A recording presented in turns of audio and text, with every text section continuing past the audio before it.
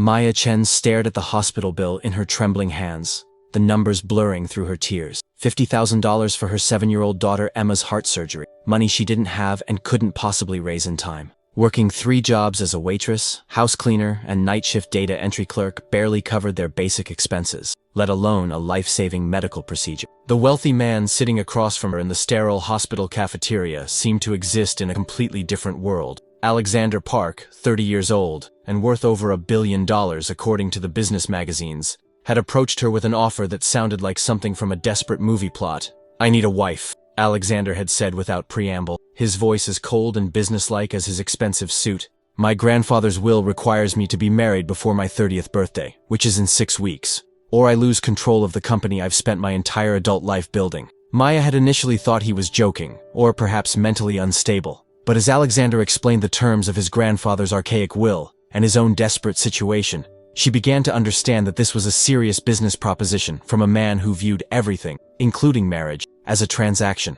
"I'll pay for your daughter's surgery, all medical expenses, and give you an additional $200,000, Alexander continued, sliding a contract across the small table. "In exchange, you marry me, attend a few public events, and after 1 year, we divorce quietly. You'll be financially secure, and I'll have my inheritance." Maya looked at the contract, then at the hospital bill, then toward the pediatric ward where Emma lay waiting for a surgery they couldn't afford. The choice seemed impossible. Enter into a loveless arrangement with a stranger, or watch her daughter's condition worsen, while she desperately tried to raise money that might come too late. "Why me?" Maya asked quietly. "You could have any woman you wanted." Alexander's expression remained impassive. "Because you need the money enough to honor the agreement, and you're not the type to develop inconvenient emotional attachments.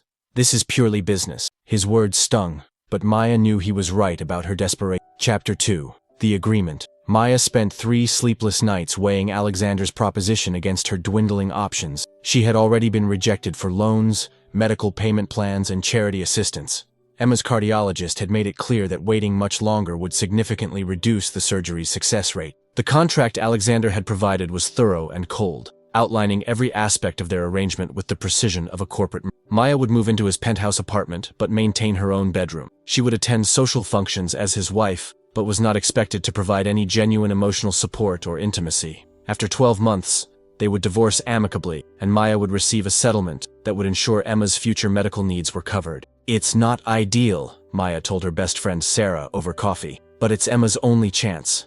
I can pretend to be in love for a year if it means saving my daughter's life." Sarah looked concerned. "Maya, this man is essentially buying you. What if he expects more than what's in the contract? What if he's not as honorable as he seems?" Maya had considered these risks, but Emma's deteriorating condition made the decision feel inevitable. "He seems to view this as strictly business.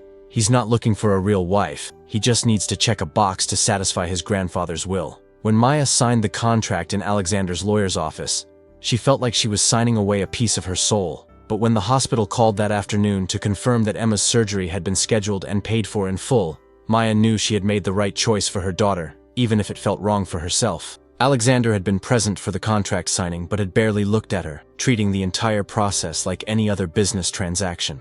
"We'll need to be seen together publicly before the wedding," he had said matter-of-factly. "I'll have my assistant coordinate a few dinner dates and social events to establish our relationship in the media." The clinical way he discussed their fake romance made Maya feel like an actress being hired for a role, which she supposed was exactly what she was. She just hoped she could convince everyone, including herself, that her performance was believable. Chapter 3. The Preparation.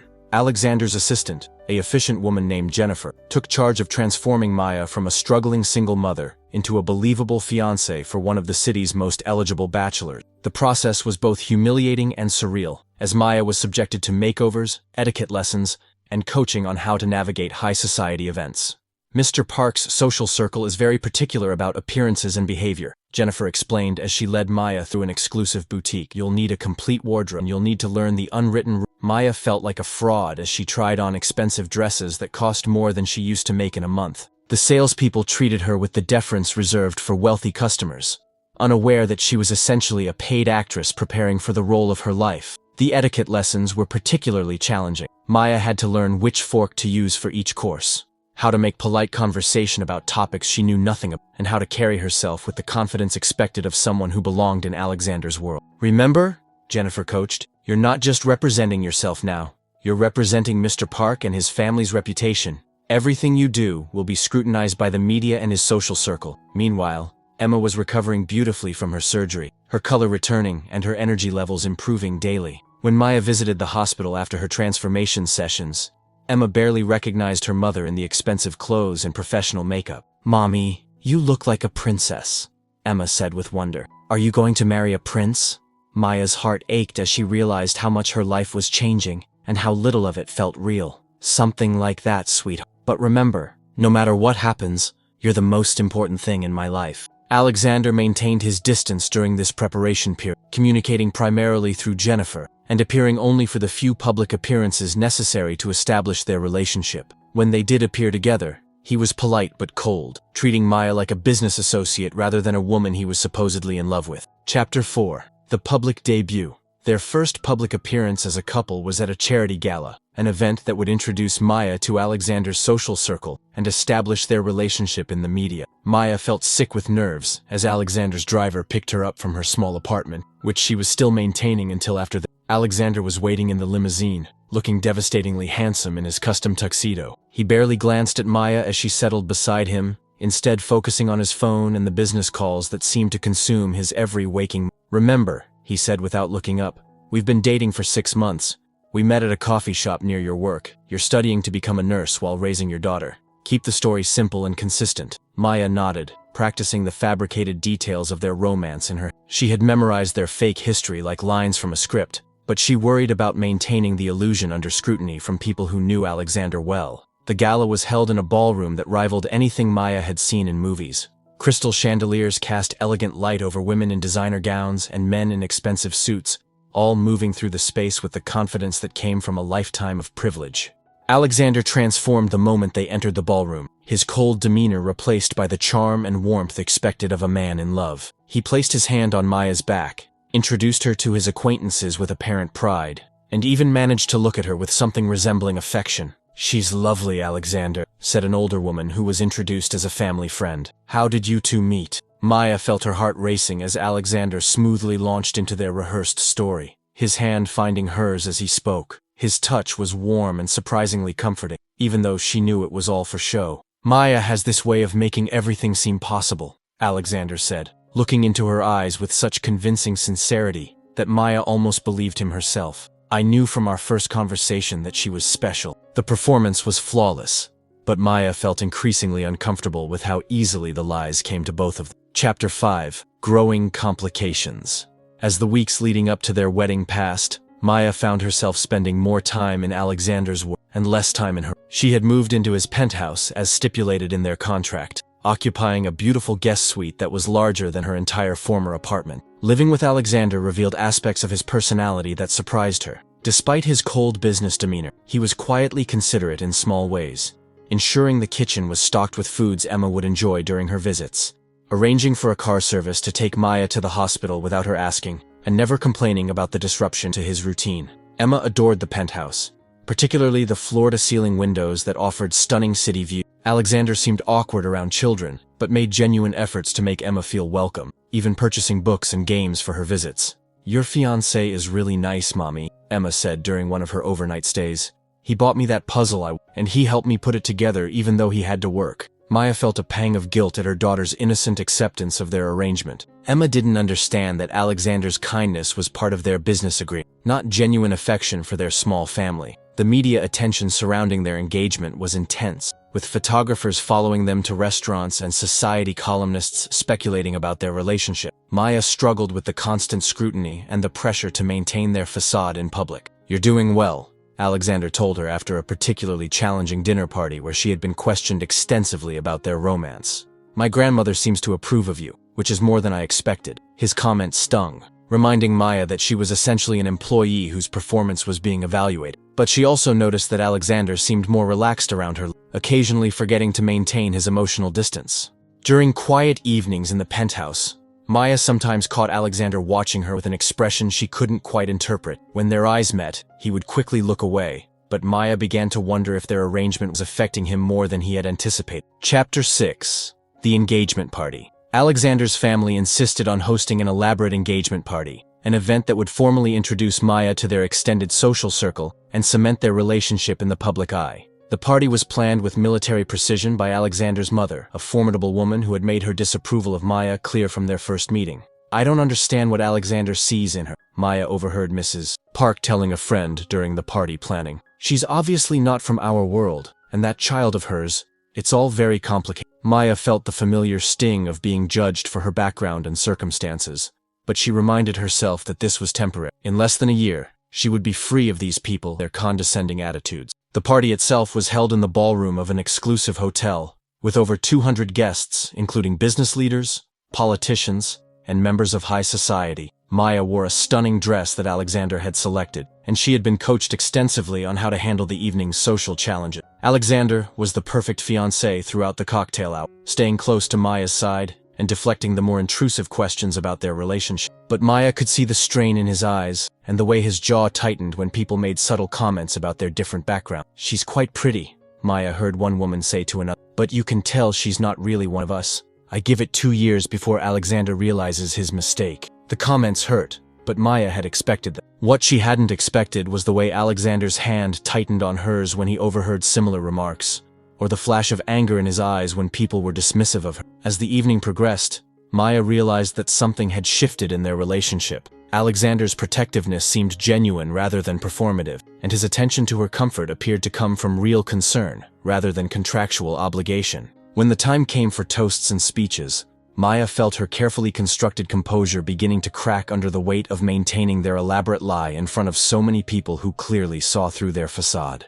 Chapter 7. The Breaking Point. The formal speeches began with Alexander's father offering a toast that was polite but notably lacking in warmth. Several family friends followed with comments that were superficially congratulatory, but carried undertones of skepticism about Maya's suitability as Alexander's wife. Maya stood beside Alexander, smiling graciously, while internally crumbling under the weight of their judgment and her own guilt about the deception. She thought about Emma, recovering beautifully from her surgery thanks to Alexander's money, and reminded herself why she was enduring this humiliation. "And now," announced the master of ceremonies, "we'd love to hear from the bride-to-be herself. Maya, would you like to say a few words about your engagement?" Maya felt the blood drain from her face as hundreds of eyes turned toward her expectantly. This hadn't been part of the plan. She hadn't prepared a speech, and she certainly hadn't expected to be put on the spot in front of Alexander's entire social circle. Alexander squeezed her hand reassuringly and whispered, "You don't have to do this." But Maya found herself walking toward the microphone, driven by a sudden need to speak her truth, even if she couldn't reveal the whole. She looked out at the sea of faces, some curious, some skeptical, some openly hostile, and felt a surge of defiance. "Thank you all for being here tonight," Maya began, her voice steadier than she felt. "I know many of you are wondering about Alexander and about how someone like me ended up with someone like him." She could see Alexander's expression growing concerned as she deviated from their carefully planned narrative. His mother looked alarmed, and several guests exchanged meaningful glances. "The truth is," Maya continued, her voice growing stronger, "Alexander saved my life, not in some romantic fairy tale way, but in the most real and practical way possible. When my daughter needed surgery that I couldn't afford, when I had nowhere else to turn, Alexander stepped in and helped us." The ballroom fell silent as Maya's words hung in the air. She could see shock and confusion on many faces, including Alexander's. "I know what you're all thinking," Maya said, looking directly at Mrs. Park. "You're wondering if this is if someone like me could really love someone like Alexander." Chapter 8. The Revelation. Maya took a deep breath, knowing that her next words would change everything. She looked at Alexander, seeing surprise and something that might have been admiration in his eyes, before turning back to the crowd. "The truth is, when Alexander first approached me, this wasn't about love. It was about necessity, his necessity and mine. He needed a wife to satisfy his grandfather's and I needed money to save my daughter's life." Gasps rippled through the ballroom as Maya's confession sent shockwaves through the assembled guests. Alexander's mother looked horrified, and several people began whispering urgently to each other. "But here's what Alexander didn't know when he made his proposition," Maya continued, her voice carrying clearly through the stunned silence. "He didn't know that he was choosing someone who would fall in love with him, despite every reason not to." Maya's eyes found Alexander's across the room, and she saw his carefully controlled expression crack with genuine emotion. "He didn't know that his quiet kindness to my daughter would mean more to me than any grand romantic gesture. He didn't know that watching him struggle with his grandfather's impossible demands would make me want to protect him the way he protected us."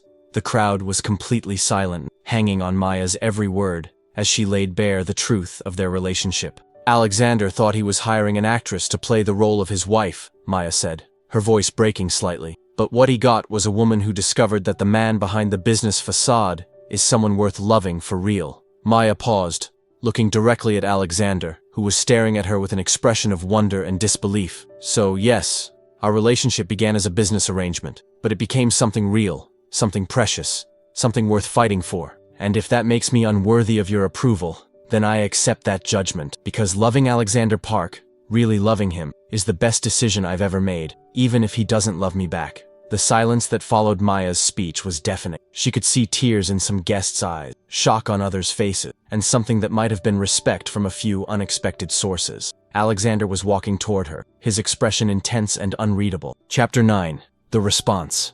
Alexander reached Maya at the microphone, his eyes never leaving her face as the ballroom full of guests watched in stunned silence. For a moment, Maya thought he might be angry about her deviation from their script, her exposure of their arrangement to his family and friends.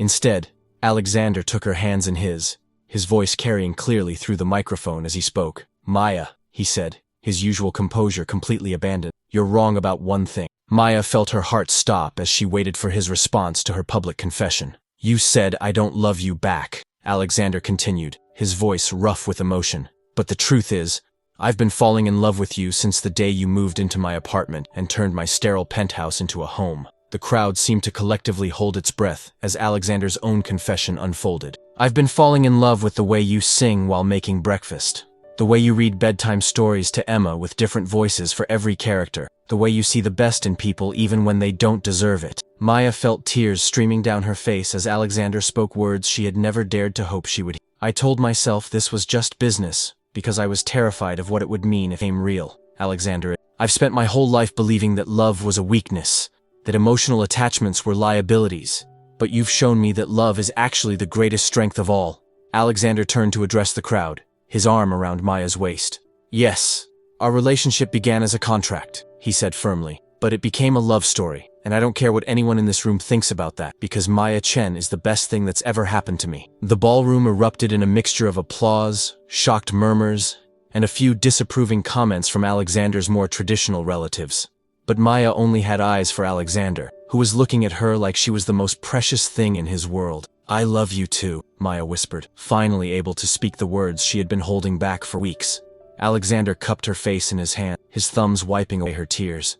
"Then let's make this real," he said. "Not because of a contract or an inheritance, but because we choose each other." Chapter 10. The Aftermath. The engagement party continued around them, but Maya and Alexander might as well have been alone in the ballroom. They stood together, holding each other close, as guests approached with a mixture of congratulations, curiosity, and in some cases, disapproval. Alexander's mother was among the first to reach them, her expression a complex mixture of shock, disappointment, and grudging respect. "Alexander," she said stiffly, "I think we need to discuss this privately." "No, mother," Alexander replied firmly, his arm still around Maya. "Whatever you have to say, you can say it in front of Maya. She's going to be your daughter-in-law, and she deserves your respect." Mrs.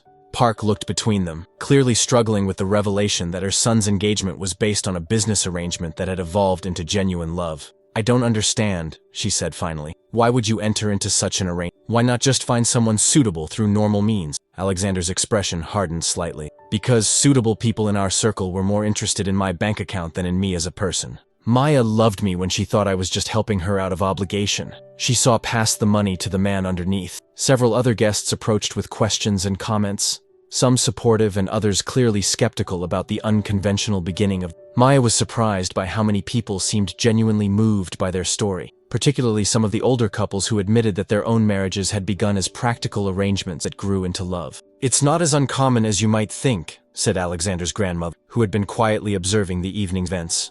"My own marriage to your grandfather began as a merger between our family. Love came later, but it came, and it lasted 60 years.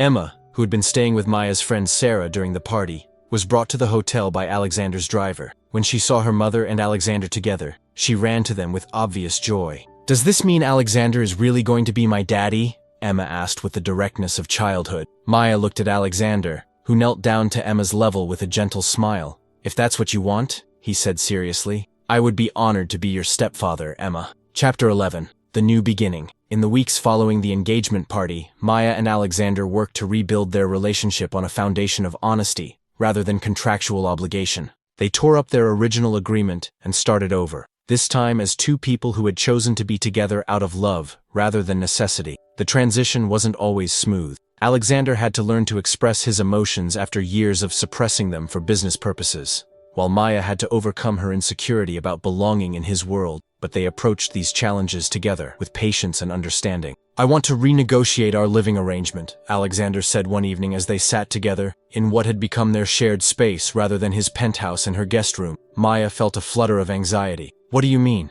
"I mean, I want you to move into my bedroom," Alexander said with a smile. "Not because it's in a contract, but because I want to wake up next to the woman I love every morning." Their physical relationship developed naturally, built on the emotional intimacy they had discovered during their months of pretending to be in love. Maya found that Alexander was as generous and thoughtful in private as he had learned to be in public, and their connection deepened in ways that surprised them both. Emma thrived in their new family, delighting in having Alexander's attention and resources, while never losing sight of her special bond. Alexander proved to be a patient and caring stepfather, learning to navigate the challenges of parenting with the same dedication he brought to his business endeavor. "You know," Maya said one evening as they watched Emma play in the penthouse's living room, "I never imagined that a fake marriage could lead to such a real family." Alexander pulled her closer, pressing a kiss to the top of her head. "The marriage was fake, but everything else, the love, the family, the future we're building, that's the most real thing I've ever experienced."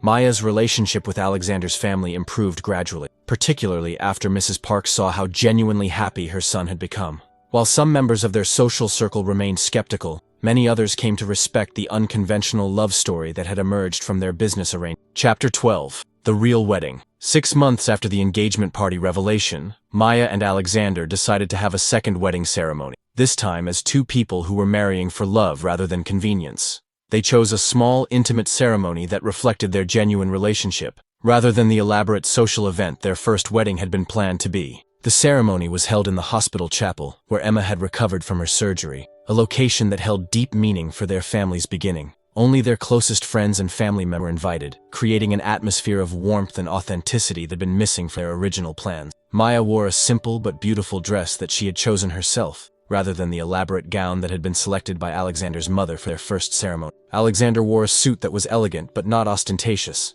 and his expression as he watched Maya walk down the aisle was filled with genuine love and joy. "We're gathered here today," said the minister, "to celebrate a love story that proves that sometimes the most unexpected beginnings can lead to the most beautiful endings." Their vows were personal and heartfelt, reflecting the journey they had taken from strangers bound by contract to partners bound by choice. Maya spoke about learning to trust in love again, while Alexander talked about discovering that vulnerability was a strength rather than a weakness. "I promise to love you not because I have to," Maya said, her voice steady and clear, "but because I choose to, every single day. I promise to be worthy of the love you've given me," Alexander wrote, "and to never take for granted the gift of your heart." Emma served as their flower girl, beaming with pride as she watched her mother marry the man who had become her beloved stepfather. When the minister pronounced them husband and wife, Emma cheered loudly, causing laughter to ripple through the small gathering. The reception was held at a restaurant that held special meaning for them, the small cafe where they had shared their first genuine conversation,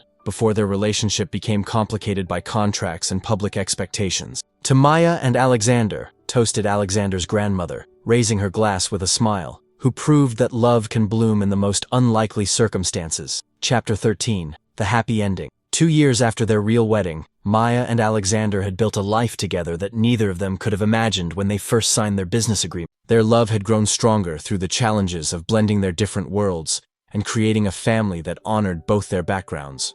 Maya had completed her nursing degree, a dream she had put on hold when Emma was. Alexander had supported her education both financially and emotionally, often helping her study while Emma played nearby. She now worked part-time at the children's hospital where Emma had been treated, finding fulfillment in helping other families navigate medical care. Alexander had learned to balance his business responsibilities with his family commitment, discovering that having people to love made him more effective rather than less focused. His company had thrived under his leadership, but he no longer defined himself solely by his professional success. Emma, now 10 years old, was thriving in school and had developed a close relationship with both her mother and stepfather. She often told people that she had the best family because her parents chose to love each other every day. "Do you ever regret how we started?" Maya asked Alexander one eve as they sat together on her apartment balcony, watching the sunset over the city. Alexander considered the question seriously before answering. "I regret that I was too scared to pursue you honestly from the beginning," he said. "But I don't regret the path that led us here. Sometimes the most beautiful love stories have the most complicated." Maya smiled, thinking about the journey that had brought them from a desperate business arrangement to a marriage built on genuine love and mutual respect. "I used to think that love was supposed to be simple," she said. "But maybe the best love is the kind that grows stronger because you have to fight for it." Alexander took her hand, his thumb tracing over the wedding ring that now represented their real commitment rather than a contractual obligation. "I love you, Maya Park," he said, using her married name with the same wonder he had felt the first time he said it. "I love you too, Alexander Park," he replied, knowing that their love story would continue to evolve and deepen with each passing day. The wealthy millionaire who had forced a struggling woman into a fake marriage had discovered that the most valuable thing he could ever acquire was something that couldn't be bought: the genuine love of a woman who saw past his wealth to the man he truly was.